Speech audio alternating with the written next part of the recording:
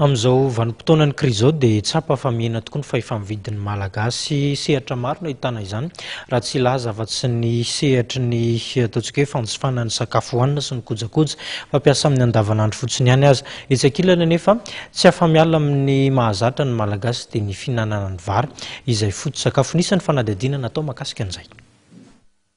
Nidina ny fahefa-mividin'ny olona indrindra amin'ny vanim-potoanan'ny krizy.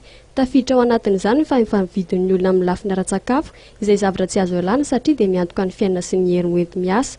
Raha ho an'ny mpivarotra hena omby iray ity izao dia anambara fa nisy fiainana ny hena lafo sy ny olona tonga mividy eo aminy satria dia manodidina ny 20 kilao isan'andro sisa ny hena lafo raha toa ka 50 izany teo aloha.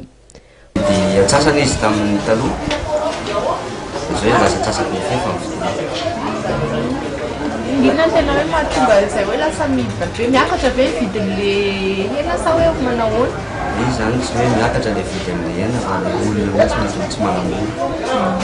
Ho an'ny akoho fakan-nofotra indray dia manodidina ny 30 kilao ny lafo isan'andro ka eo amin'ny fefany ka hatramin'ny 1 kilao ny fanjifan'ny mpividy hoy nambaran'ity mpivarotra ka eo amin'ny 490 ariary ny 1 kilao.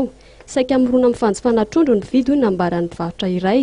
Ny sakafo dia anisan'ny lafo ny iray tsy azo ialana ka miezaka ny mandanjalanja sy mitsinjara araka izay mahamety azy ny tsirairay.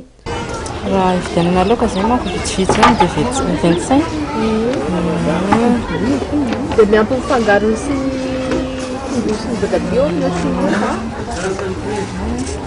Eo amin'ny 30 000 ny voatabia sy tongolo.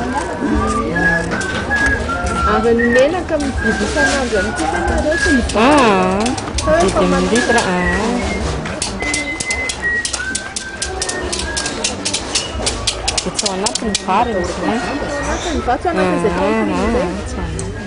Sarotra ho antsika malagasy ny miala amin'ny mahazatra, anisan'izany ny fanjifana hena izay azo lazaina ho kolontsaina mihitsy indrindra rehefa fety na misy lanonana, saingy misy fihenana amin'ny fanjifana azy araka ny nambaran'ny mpivarotra.